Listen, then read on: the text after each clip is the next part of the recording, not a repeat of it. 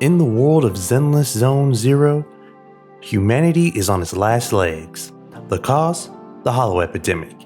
These massive black spheres tear through reality itself, turning humans, animals, and even machines into chaotic beings known as ethereals. As hollows spread, what's left of humanity now clings to survival inside small enclaves. But today, I don't want to focus on humanity. I want to focus on those created by humanity. Those who were built rather than being born. These characters, ranging from automatons to clones, differ in design, purpose, and personality, but they all share something deeper. They found something worth fighting for. Hello Nerd Circuit crew, welcome to another video. And today, we're diving into the beauty of artificial life in Zenless Zone Zero. Freedom, choice, and community. Let's get into it.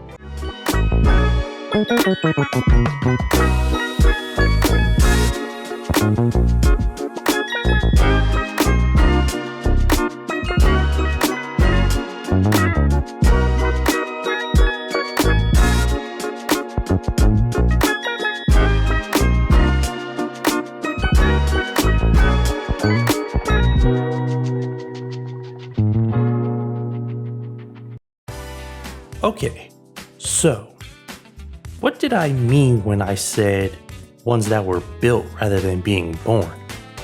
Well, in the world of Zenless Zone Zero, characters have all sorts of origins. In humanity's desperation to survive the hollow threat, they decided to throw the Geneva Conventions right out the window and do whatever they could. And in this process, they've blurred the line between human and machine, creating things such as clones and automatons. And the question I want to ask in this video is, what does it mean to be alive when life itself can be manufactured? Well, let's start with Billy, the gunslinging automaton with a Deadpool-like charm. When he was discovered in the Lost Tech ruins, he was eventually sold to the gang leader of Caledon, aka Caesar's dad, who gave him his name and his iconic red scarf, which is now worn by Lighter to symbolize an undefeated champion. When the gang disbanded, Billy joined in Nicole and the Cunning Hares and found real freedom, and maybe even for the first time, happiness. Billy's cheerful, jokey personality contrasts sharply with another member of the Cunning Hares we'll talk about later. But underneath that humor lies something deeper. Maybe pain, maybe restraint. It's hard to say since his S rank isn't out by the time of this recording, but what we do know is how terrifying he is when he's serious. Hell, Lighter and even gang members have mentioned that he's scary when he's serious and that he's lost his edge, quote unquote.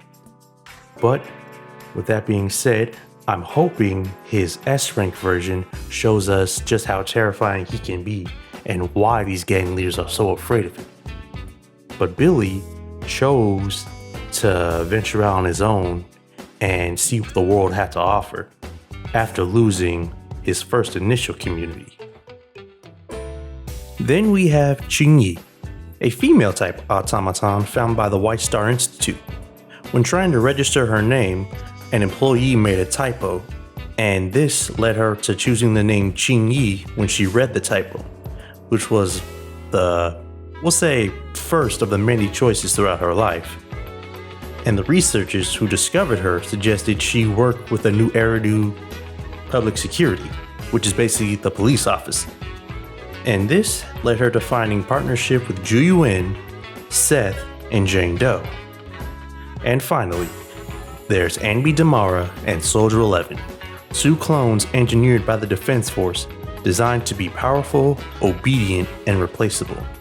And after an act of rebellion, Anby was deemed defective, and she was discarded and abandoned until Nicole found her and gave her a new life beyond their control. If we look closely, there's a powerful thread connecting all of these stories.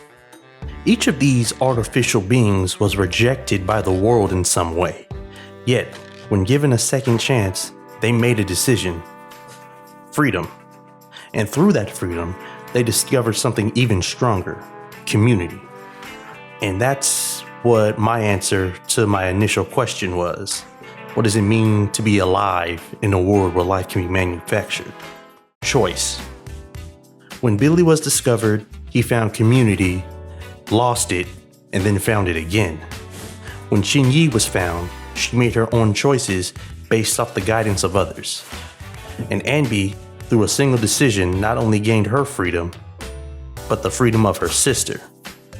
However, what happens when that choice isn't given? What happens when that freedom is denied?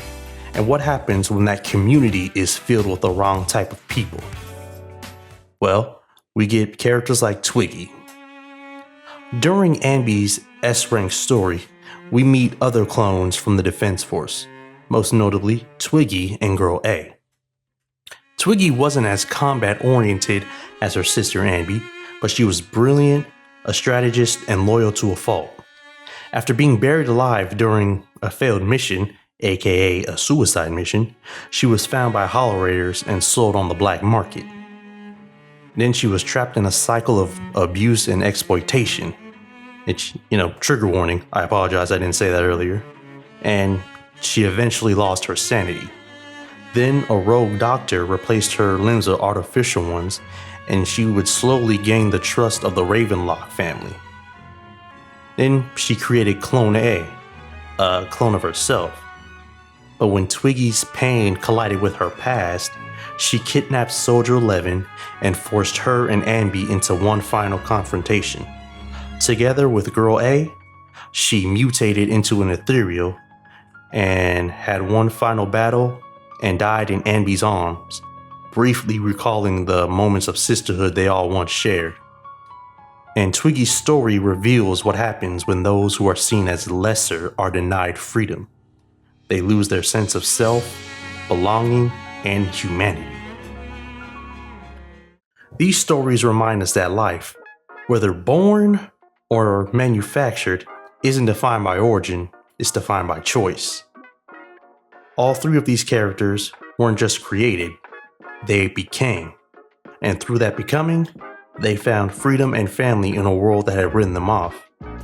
Their stories also demonstrate what humanity does to those they deem lesser, and with Twiggy's suffering being a prime example.